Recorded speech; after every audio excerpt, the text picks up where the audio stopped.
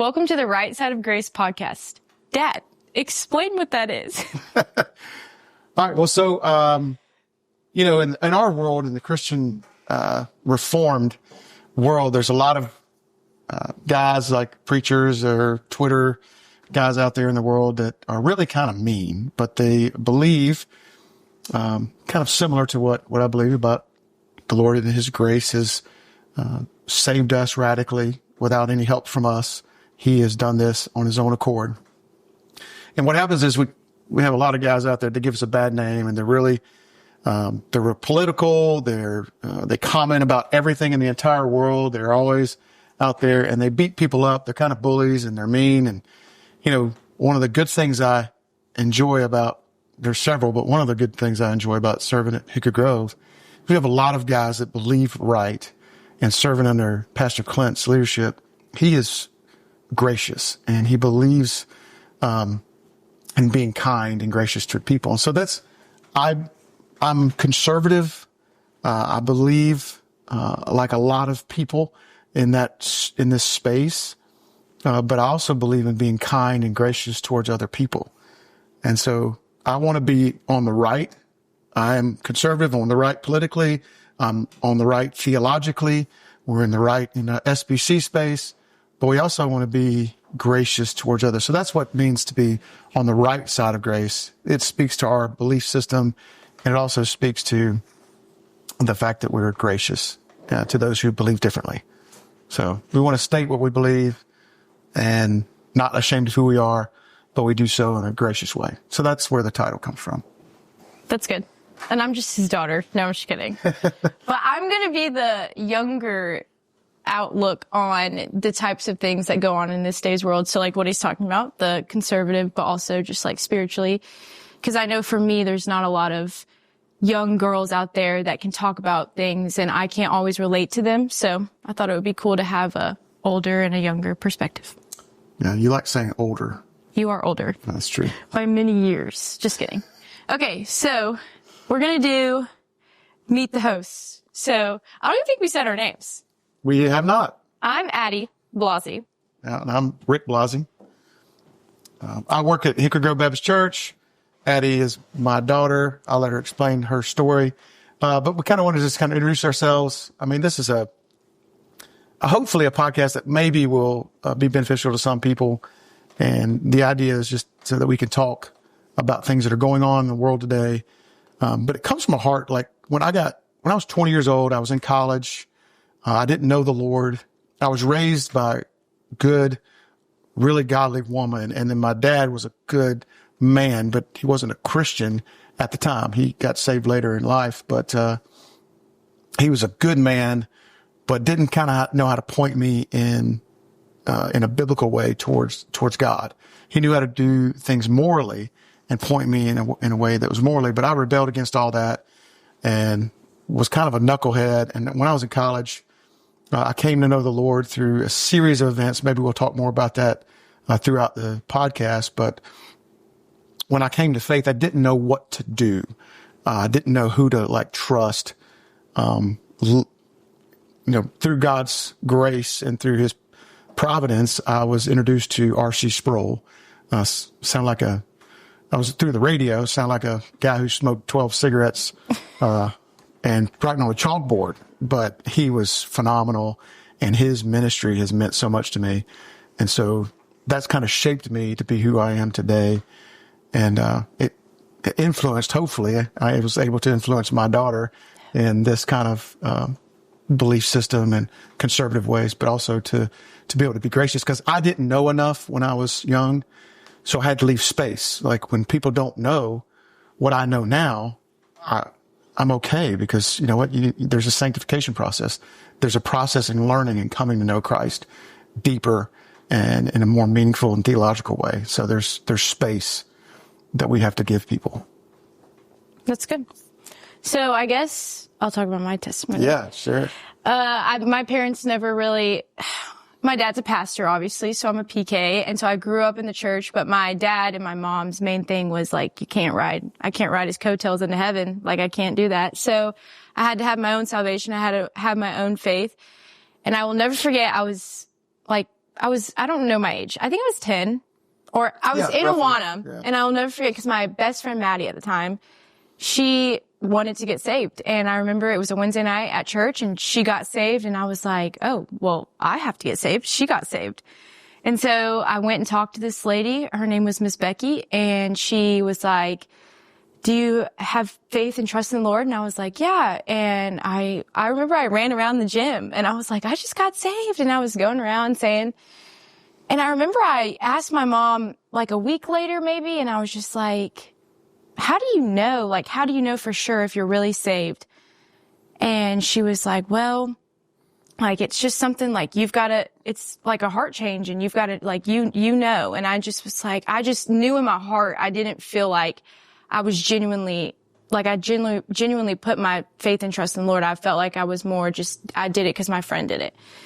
And there was one Sunday afternoon and I was talking to my parents, and were we talking about the burning bush?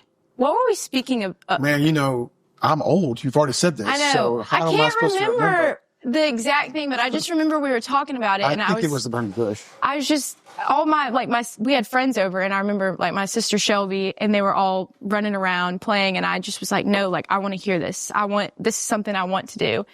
Can I interject here? Yes. So like one of the things that Jeannie and I tried to do as parents is when you guys came to us with questions about faith, or you wanted to talk about salvation, our rule was we'll answer everything and between each other, not to y'all, but we'll go as far as you want that conversation to go.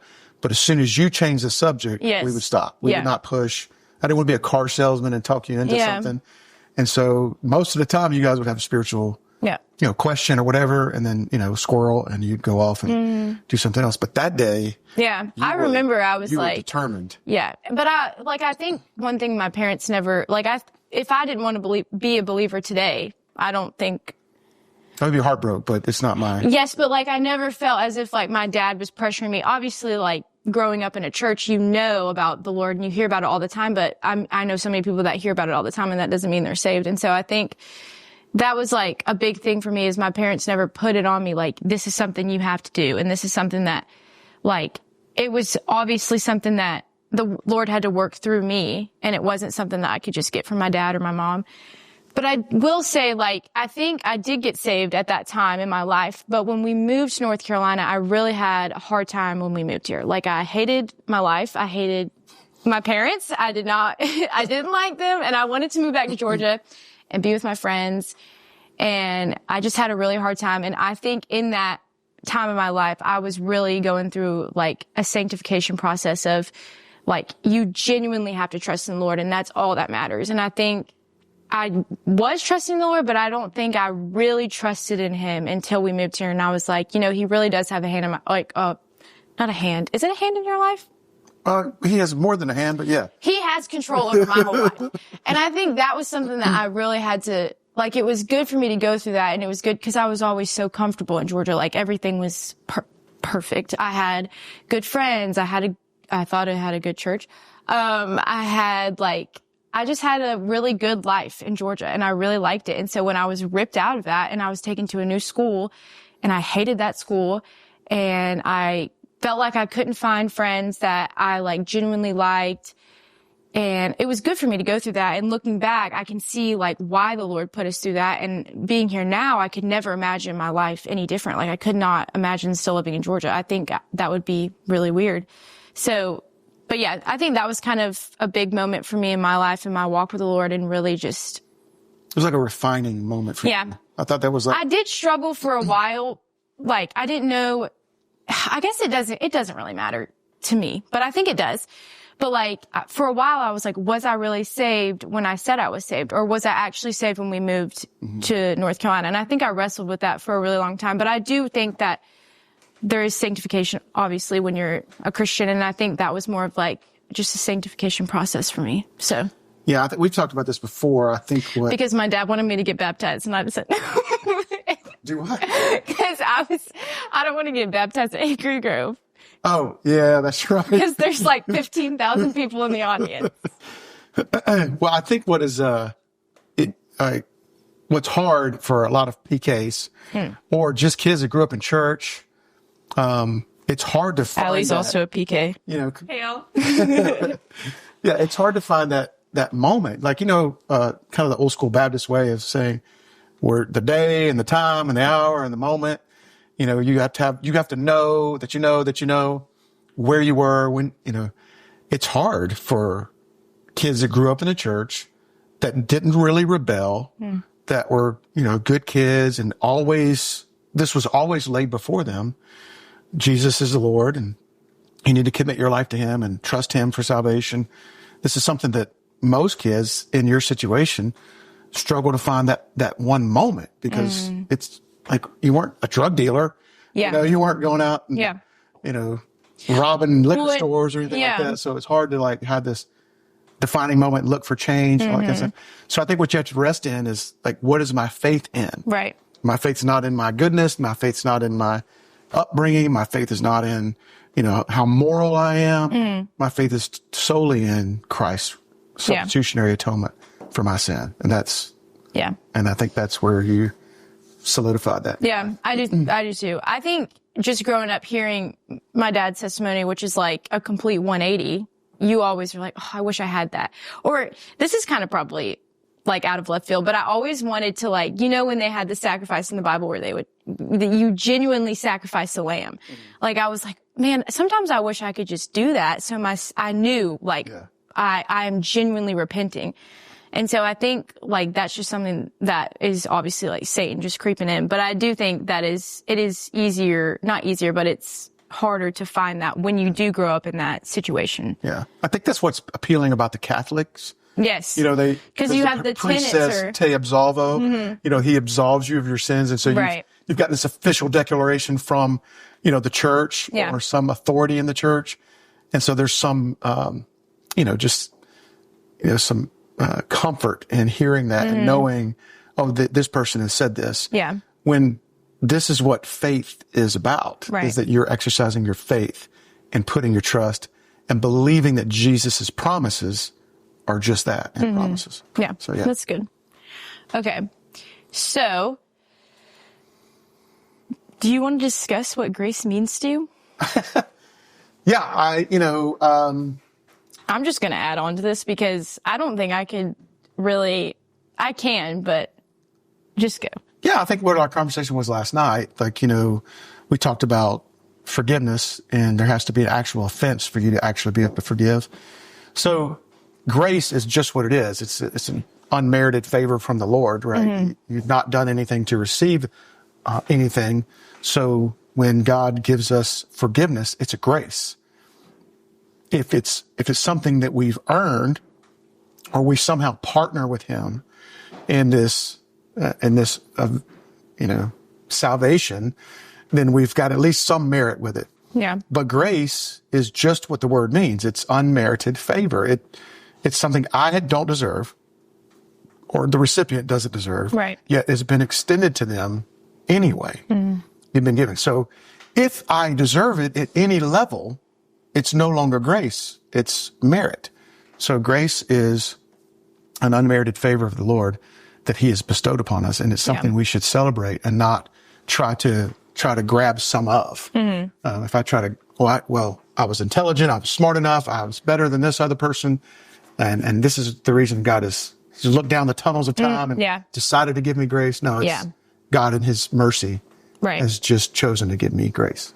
I think the best way that I've kind of thought about grace, or just like, because I'm not very gracious. Sometimes I struggle with giving people grace. So I think that's an understatement. I think that, like, just knowing that, like, even when I moved to North Carolina and I was just like, why did God do this to me? Like, I do not deserve this. I think that's the biggest thing that I had to kind of realize in my life is like, I'm deserving of nothing. Like, I deserve hell. I deserve death. And so I think for me to put grace into perspective is just knowing that, like, this life that I'm given is so, like, beautiful because I don't deserve any of it. Like, I could have been anywhere. I could have been a kid that never heard the gospel, or I could have, like, lived in a family that they were atheists. So I think that, like, God, the grace that I was blessed with just being in this family and having, like, a godly father and a godly mother and people that have led me in the direction that I am now is something that I kind of look at and I'm like, wow, that is, and obviously for people that have different situations, there's things in your life that you can look at and be like, that is just such grace. And I think for me, like realizing that I don't deserve anything is the biggest thing. And like, how can I give that to people around me? Cause I'm so blessed with what the Lord's given me, basically. So, but I'm still working on that. So we all are. Yeah. We all are. That's fine. Okay. So like we said in the beginning, we're going to do kind of like conservative, but also like from a Christian perspective. So like we will talk about like current events, things that are going on in the social media world, or just random things that people like to talk about. And so, yeah, do you want to talk about that? Like anything you want to say? You're the boss here. Okay. You lead this show. All right. Well, since we're talking about conservative and Republican Party, we're going to move on to our next segment. So, I think she enjoys the Republican Party. We're going to talk about the news, and like obviously today is, what's today? The 14th? The 15th? What is today? 13th. 13th? 13th. So Trump is inaugurated when? The 20th? 1 week from today. 1 week. Okay. So do you have any This will probably be live by the time that Oh, Trump is president. perfect. Trump's in office currently. So do you have any, President. do you have anything to say like about that? Are you excited? Are you happy? What is your take on Trump being? Well, I'm obviously happy that the other person didn't get in. Kamala. Yeah. I don't think that would have been a good thing. However, the Lord is sovereign. Yeah. And Oh, here's a better question. If like, let's say, however the, what is it called? I just blanked. The election. Thank you, Allie. However the election went, like, how would you as a Christian look at it, and how can you like trust in the Lord and know that like whatever happened, he is sovereign? And like how, if let's say Kamala, or sorry, your name? yeah. Kamala. No, it's Kamala. That's right. I always say it wrong. Kamala, if she was the one that was elected, like what would your... Nothing would change for me. Yeah. Obviously, maybe some personal things in my life, or maybe budget tighter. I don't know. Who knows what that means? We'd have to adjust socially or, economically in some ways, but, just like we've done the last 4 years. Yeah. But it's not going to change Right. who I am. It's not going to change what I believe. The Lord's sovereign. I mean, you read the Bible. Right. There were really bad kings. Yeah. Very few good kings, in the times. And in fact, what's interesting is in times of bad leadership, especially in worldwide bad leadership, that's kind of when Christianity Comes together. galvanizes and almost flourishes in those moments, because it's when Christianity is tested Right. at its core. Yeah. And it's when it comes through and shines greater than any other religion out there, because it's Yeah. one true religion. Right. And like with that, like what is your take on, I know a lot of Christians are kind of like, it's kind of like the seatbelt thing, like, oh, I'm not going to wear my seatbelt because, God has a plan. I think like that's kind of ignorant to a sense. I don't know. Some people might not agree, but like, what is your take on when Christians don't vote, or they are like, it's not a big deal because God's sovereign? I think that is something that's very prevalent. I know for me, like I knew a lot of people that just were like, well, I'm not going to vote. I don't like either parties. And so I think that's... Yeah, I think you have to make a decision for yourself. Obviously, I think your conscience has to be clear.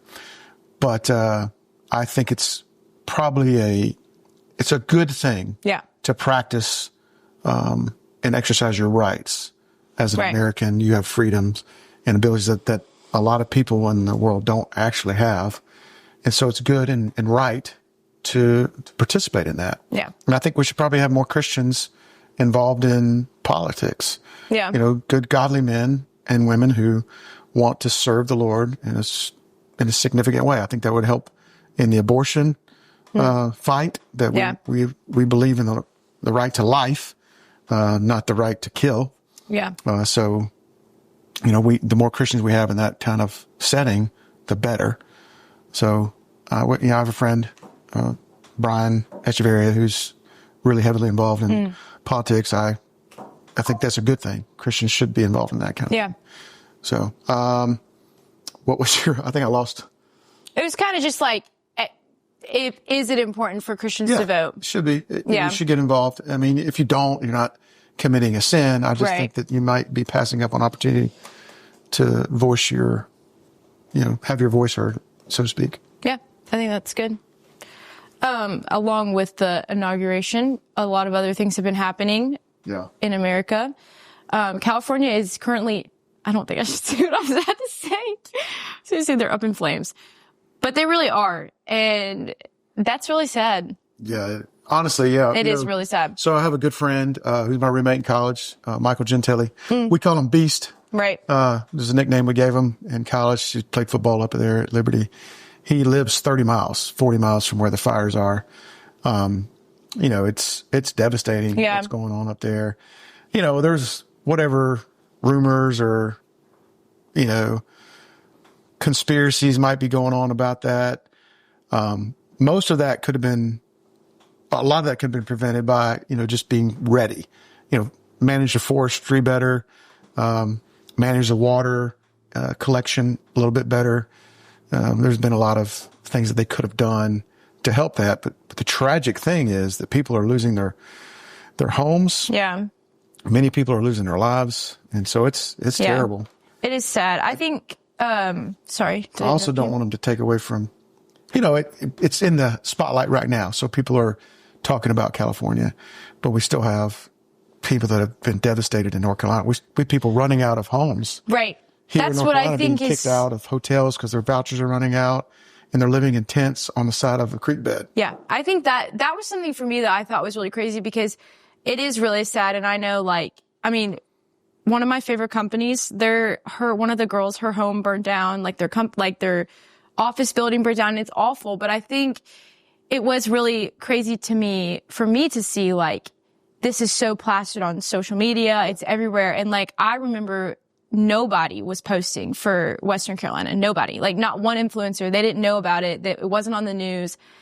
And that was something that I was just because it's California and because all these people live there, it's going to be a huge deal. But when it's a small town in North Carolina and we went there and we saw the effects of it and it was awful. And to see some of those families, they're not getting everyone's, there's what is it? Insurance is not paying for their homes. And it's what do you think they did in Western Carolina? They gave them $500 and told them to have a good day. I don't, Coke and a smile. I think that was something, it is really sad. And I'm not taking away from the fact that those fires are awful, but I do think there's still people, that was something that was hard to see that it was just so pushed to the side, but it is sad. But yeah. Talking about social media and influencers posting and all that, have you seen the TikTok being banned recently? I haven't seen too much. I knew it was supposedly being banned I'm earlier. not a TikToker anymore. That's right. I did delete TikTok. A year, right? I've deleted TikTok because I was addicted. So it's not healthy. And so I deleted it. But I did see, and also shout out to my sister Shelby. She's a social media queen. So she was helping me, and she was telling me that TikTok's being banned. I think it's being banned in January, coming up. Yeah, I think it's pretty. There's supposed to be. I think Wednesday is a deciding factor day, in 2 days from now. Oh, so but I think Kevin O'Leary is banding together with another person, and they're going to try to buy. Oh, I also did see that. Ready. I did see that. They're going to try to purchase TikTok and maybe make some changes. Yeah. Who knows what's going to happen there? I think my personal opinion is I do think TikTok is a good platform I think it would really affect a lot of these influencers' livelihood. I really do, because they make so much money off of it. But I think it's a good app, but it also is bad because it's addicting. And I think it's shortened. Isn't that everything? Everything's Yes. good and everything's bad. Yeah. Newspapers are good. But I There's feel also some like- bad stuff. Yeah, but they can't take it away because that's, I don't know, is that not controlling? Is that not this could be a naive comment. Say it. No, I'm saying is that not Restricting of free speech. yes. Yes and no. I mean, I think there's some concerns with their ties to China or whatever, and it's, spreading misinformation of some sort. I'm not sure But exactly. I think China, I personally, this could be also stupid, but I think China can take our information whether we have TikTok or not. Yeah, I think all that's out there. I do think Yeah. that there's an attempt to kind of suppress certain ideologies on Right. the social media. So my thing is like I'm for less control, smaller government. I'm more of a pro-life libertarian. He's a liberal. Anything? Just not a liberal. Just kidding. It's the right side of grace. Right. But Just kidding. you know, that's Blue side. so I think that you know, when you have like those kind of things about TikTok and Instagram and Facebook, people should be able to say what they want to say. Right. And then they have to live with the consequences of what Yeah. they say. That's kind of what free speech is about. As long as you're not endangering people's lives, you know, you can't yell fire, crowd in a theater, but you can say racist, terrible things. That's free speech.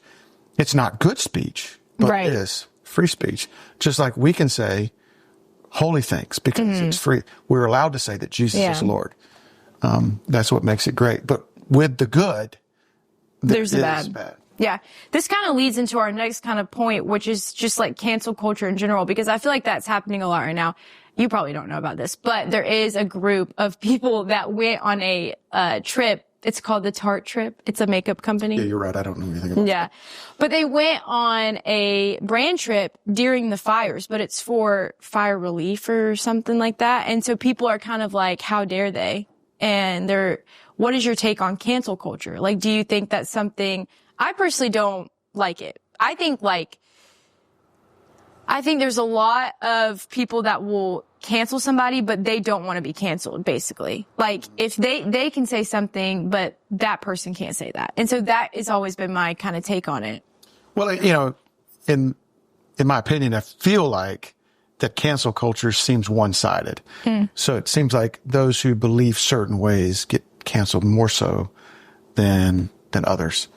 But you know, it is what it is. It's always going to be something like that. That's just kind of Yeah. the world works. Yeah. So if you say something and people push back against it, you got to suffer the consequences for it. Right. You just got to be willing. I think that's the biggest thing. Like, if you're going to post something and you're going to say something, like if we get backlash from this, like, I got to know I put it out there. Yeah. Like, I said those things. And you got to be good with what you've said. Right. And I think that's what's important. I think that's what the whole thing with TikTok and social media in general is, these kids that get out at a young age and they're allowed to say things that they might not necessarily mean, or they get to think about because they're so young.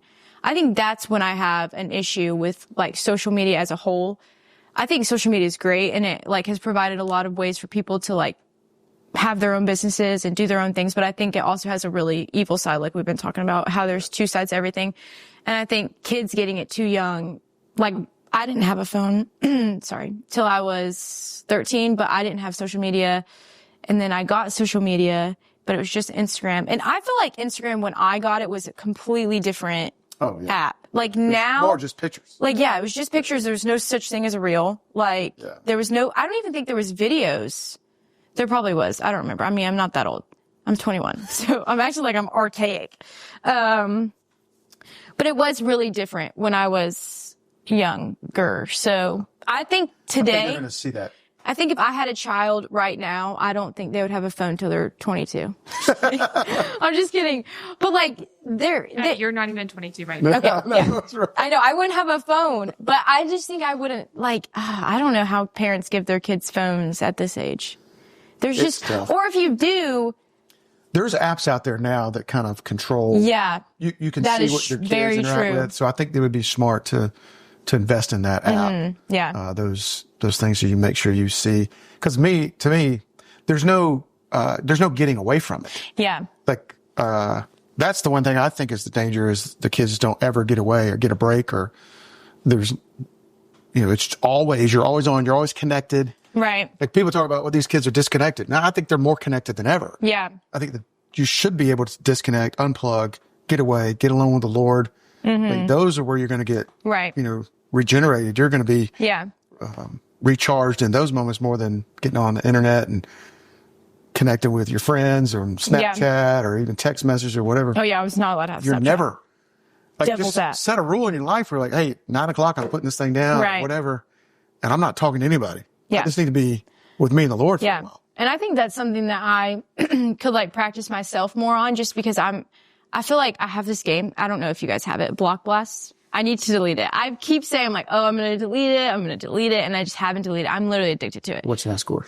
It's like not even that good. Actually, I got a high score today. It's 13,000. I know. But Jesse's is like crazy. It's like 20 something. I don't even know. But like, there's just things that I can see in my life where I'm like, okay, I'm on my phone in this area too much, or I'm doing this too much. And I like will tell myself, okay, I need to delete this or not be on my phone at this. But I still I never listen to myself. Yeah. Well, half the battle is recognizing it. So that's good. Oh yeah. There you go. The discipline is making yourself not do it. Well, and that's something that I feel like I've been very convicted recently, is because I can be so disciplined in certain areas of my life, but not other areas. And so like we went to CrossCon and I felt like that whole, it really wasn't even about discipline, but there was this one guy that talked about having discipline with a sin that he struggled with. And I like thought about it and I was like, I can have discipline. And I was talking to my friend that I was there with, and we were both talking about how like we can have so much discipline in this area of our life, but like it's harder for us to read the Bible. Like how come we can't be as disciplined in reading the Bible? And I think like that was kind of like a wake up call for me to be like, I can be so disciplined to wake up early enough to go on a run or do this and eat healthy or do whatever. But I can't be disciplined enough to wake up and open my Bible. Like that was really something that was hard for me to, I don't even know how did we get on this subject? It's all right. It's good stuff. But yeah, that was something that was hard for me. And I was thinking about my whole phone situation, just being on my phone so much. And the guy was talking about how he literally he was like, I would like get a flip phone. And not that I would get a flip phone, but my parents did do that because they felt convicted or something. Yeah, I was very convicted. And so Charlie came home one day and he was like having some problems at school. And he was like, well, I was like, why didn't you tell me? And he said, well, I tried, but you're always on your phone. And so I just said, next day I went to T-Mobile. We got flip phones. Oh my gosh, I didn't know that. That's crazy. Yeah. So that's just been something I've been thinking about, just being more intentional, not being on my phone, like being more intentional with conversations and just being disciplined in that area of my life and not only in one aspect of my life, just being disciplined as a roundabout. Yeah. Spiritually and all that. Anyway, all right. So we're going to call this segment Reaction Corner. Ooh. So I'm going to come in with like different, it could be, I don't know how many it's going to be, but today we have 3 topics and my dad's just going to answer them kind of like rapid fire-ish. Okay. So the first one is Joe Rogan kind of predicted the fires that are happening. Have you seen that video?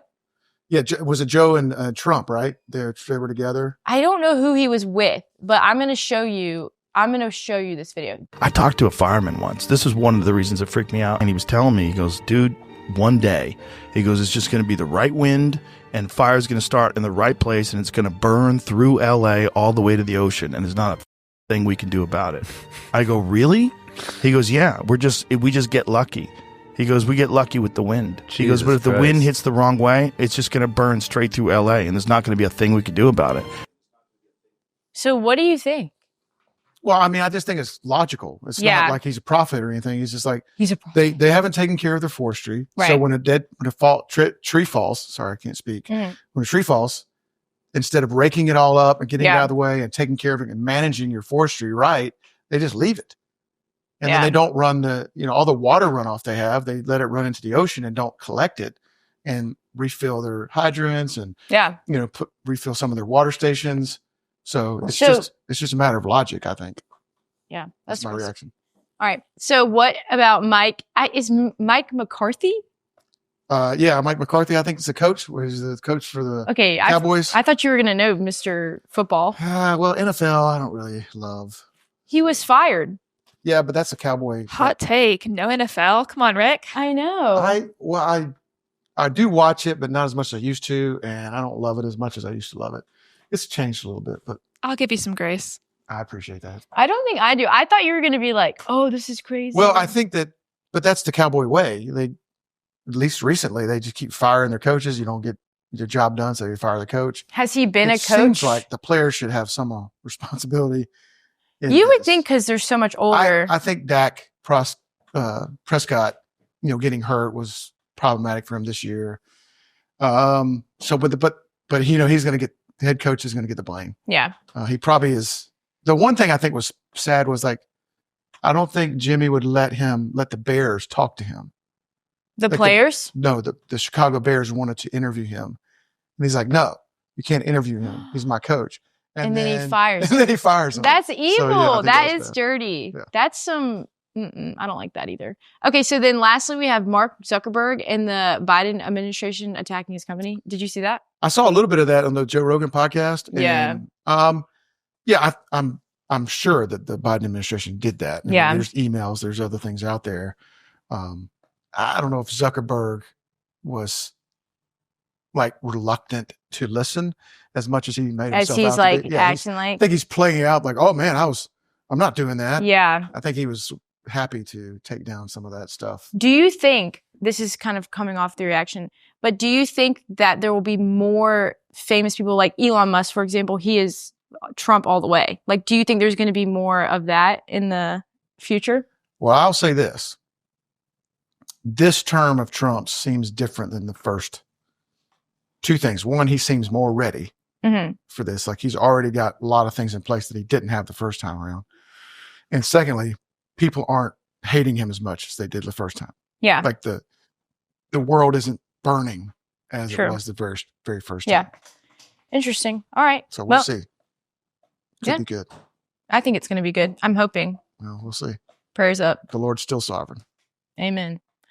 All right. Well, that's pretty much it. All right. How do I we enjoyed sign it, off? Eddie. Good job. Should we do a handshake? Okay. More professional. Okay. See you guys. Couldn't even see the handshake, y'all. You gotta have to. Oh. That was great. Thanks, guys. Thank you. Thanks, Allie. Bye, everybody. Free audio post-production by alphonic.com.